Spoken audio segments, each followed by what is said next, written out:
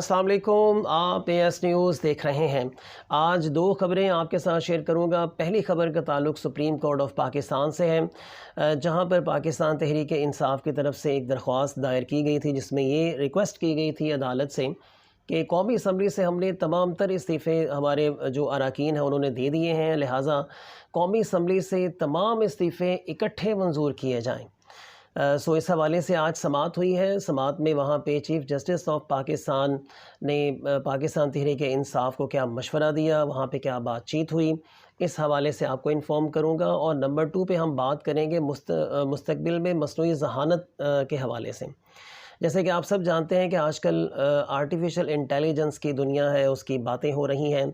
तो artificial intelligence के हवाले से एक नई तहकीक सामने आई है, जिसमें साइंसदानों ने अपने कुछ तहफ़्फ़ुज़ात का इज़हार किया है। आज वो तहफ़्फ़ुज़ात भी आपके साथ शेयर करूँगा। बहुत इम्पॉर्टेंट वीडियो है, आप लास्ट तक जुड़े रहिएगा, सुनिएगा और कोशिश करें कि लाइक और शेयर भी किया करें। और अगर आप इस चैनल को नए सुन रहे हैं तो प्लीज़ कोशिश करें कि आप इसे सब्सक्राइब भी करें।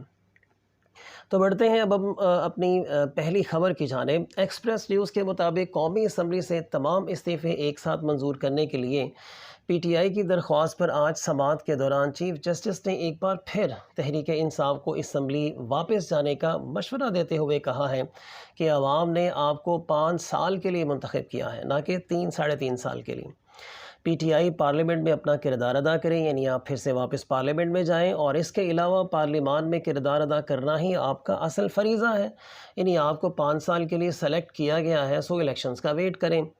आप अगर आपके पास अगर वज़ारत उज़्मा का मामला नहीं है, आप अगर अब हुकूमती बेंचों पर नहीं बैठ रहे, तो कम से कम अपोजिशन बेंचेस पर बैठकर तो इस आवाम के लिए कुछ काम करें आप। तो इस हवाले से एक मरतबा फिर चीफ़ जस्टिस ने PTI को यानी पाकिस्तान तहरीक इंसाफ को जो है वो वापस पार्लियामान जाने का मशवरा दिया है।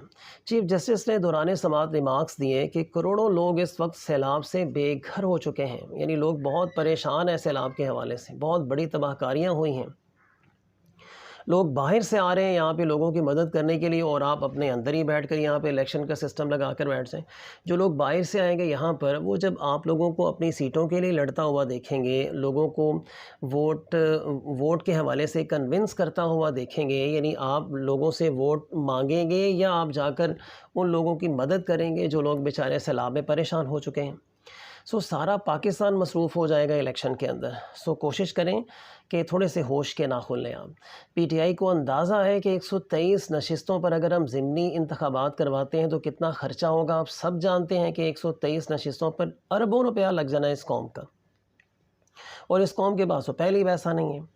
सुप्रीम कोर्ट के चीफ़ जस्टिस ने कहा कि स्पीकर के काम में इस किस्म की मुदाखलत अदालत के लिए काफ़ी मुश्किल काम है। यानी अगर हम वहाँ पे स्पीकर कौमी असम्बली को कहते हैं कि जी आप सारे इस्तीफ़े इकट्ठे एक्सेप्ट कर लें, तो फिर इसका मतलब तो ये हुआ कि हम वहाँ पे स्पीकर बन गए, तो स्पीकर का वहाँ पे फिर काम क्या है। जो नए स्पीकर आए हैं, हो सकता है कि वो तस्दीक करके तहकीक करके जो है वो सारे इस्तीफ़े जो है वो एक्सेप्ट करना चाहते हैं। चीफ़ जस्टिस ऑफ पाकिस्तान ने रिमार्क्स दिए कि डिप्टी स्पीकर कासिम सूरी के इस्तीफ़ों के ऑर्डर पर हमसे फ़ैसला ना लें आप। मुमकिन है नए आने वाले स्पीकर असम्बली तस्दीक करके अपनी तसल्ली चाहते हों। तहरीक इंसाफ पर ज़िम्मेदारी है, चीज़ों को जल्दी में ना करें आप। दौरान समाअत PTI के वकील फैसल चौधरी ने दलाइल देते हुए कहा कि कासिम सूरी ने तहरीक इंसाफ के इस्तीफ़े मंजूर कर लिए थे। इस्तीफ़े मंजूर हो जाएं तो दोबारा तस्दीक नहीं की जा सकती। सुप्रीम कोर्ट के बेंच की रुकन जस्टिस आयशा मलिक ने रिमार्क्स दिए कि तहरीक इंसाफ बतौर जमात कैसे अदालत आ सकती हैं। इस्तीफ़ा देना अरकान का इनफरादी अमल होता है। चीफ़ जस्टिस ने कहा कि रियासत के मामलात में वज़ादारी और बर्दाश्त से चलना पड़ता है। चीफ़ जस्टिस ने PTI के वकील को मशवरा देते हुए कहा कि जल्दबाजी ना करें, आप सोचने का एक और मौका दे रहे हैं, पार्टी से हिदायत लें आप। दौरान समाअत PTI के वकील फैसल चौधरी ने अदालत में दलाइल देते हुए कहा कि मनपसंद हलकों में इंतखाबात नहीं हो सकते। इसके अलावा वहाँ पे और मुख्तलिफ़ किस्म की बातें होती रहीं कि इस हवाले से क्या करना चाहिए, और पाकिस्तान तहरीक इंसाफ के जो वकला थे उन्होंने भरपूर कोशिश की कि इलेक्शंस जो हैं वो फ़ौरी तौर पर हों और हमारे जो अरकान के इस्तीफ़े हैं वो फ़ौरी तौर पर उन्हें एक्सेप्ट किया जाए। اس کے علاوہ چیف جسٹس نے ریمارکس دیے کہ ہر ادارے کی اپنی صلاحیت ہوتی ہے، عام انتخابات کے لیے پورا نظام ہوتا ہے، ضمنی انتخابات میں ٹرن آؤٹ بھی کم ہوتا ہے۔ عدالت نے فیصل چودھری کو مزید تیاری کا وقت دیتے ہوئے استعفوں کی منظوری کے خلاف پی ٹی آئی کی اپیل پر عمران خان سے ہدایات لینے کی مہلت دے دی ہے۔ یعنی آپ نے کہا ہے کہ آپ پھر سے جائیں اور عمران خان صاحب سے آپ مشورہ کر کے آپ آئیں اور پھر اس حوالے سے نئی سماعت جو ہے وہ کی جائے گی۔ اب بڑھتے ہیں جناب اپنی دوسری خبر کی جانب۔ مصنوعی ذہانت کے حوالے سے آج آپ کو انفارم کروں گا۔ آکسفورڈ کی زیر اثر ایک تحقیق ہوئی ہے جس میں محققین نے خبردار کیا ہے کہ مصنوعی ذہانت کی ٹیکنالوجی ممکنہ طور پر ایسی شکل اختیار کرنے جا رہی ہے جس کو قابو کرنا مشکل ہوگا اور اس کے انسانیت پر تباہ کن جو ہے وہ اثرات ہو سکتے ہیں۔ اس حوالے سے سائنسدانوں کو یہ خوف لاحق ہے کہ قابو سے باہر مصنوعی ذہانت کے نظام ایک بار یہ سیکھ جائیں کہ وہ اپنے تخلیق کاروں کے بنائے گئے اصول توڑ سکتے ہیں تو وہ مزید خطرناک ہو جائیں گے۔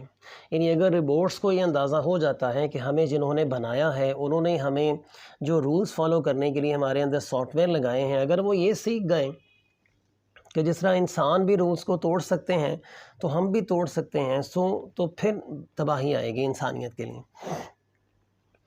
گزشتہ ماہ اے آئی میگزین جرنل میں گوگل اور آکسفورڈ یونیورسٹی سے تعلق رکھنے والے محققین نے لکھا کہ مصنوعی ذہانت مبینہ طور پر ایسے مقام تک پہنچ جائے گی جب وہ محدود توانائی یا وسائل کے حصول کرنے کے لیے مقابلے پر مجبور ہوگی۔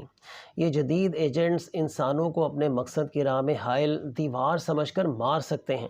جس طرح آپ سب جانتے ہیں کہ ہمیں انرجی کی ضرورت ہے کسی بھی کام کو چلانے کے لیے، کسی بھی فیکٹری کو چلانے کے لیے انرجی میں الیکٹریسٹی بھی آ جاتی ہے یا مختلف ذرائع آ جاتے ہیں انرجی کے، جیسے کہ ہم فیول بھی استعمال کرتے ہیں، سورج کو بطور انرجی ہم استعمال کرتے ہیں۔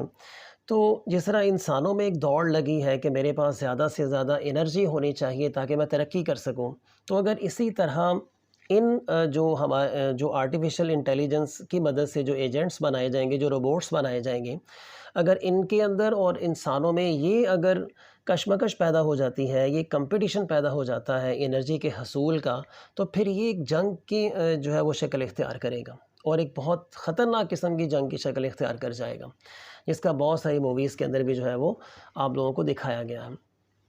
اس کے علاوہ مقالے میں مزید کہا گیا کہ کسی ایجنٹ کے لیے اپنے مقاصد کو دیر پا مدت تک اپنے قابو میں رکھنے کے لیے ایک بہتر راستہ یہ ہے کہ وہ ممکنہ خطرات کو ختم کریں اور اپنے کمپیوٹر کے تحفظ کے لیے تمام دستیاب توانائی استعمال کر لیں۔ مقالے میں واضح کیا گیا کہ اس کھیل میں شکست مہلک ثابت ہوگی۔ مطلب اگر یہ جو ہم نے کھیل سٹارٹ کیا ہے اے آئی یعنی آرٹیفیشل انٹیلیجنس کا، تو اگر ہم فرض کر لیتے ہیں کہ روبوٹس اور انسانوں کے درمیان یہ کمپٹیشن ہو جاتا ہے تو پھر اس میں جو شکست ہوگی انسانوں کو وہ بہت ہی خطرناک ہوگی۔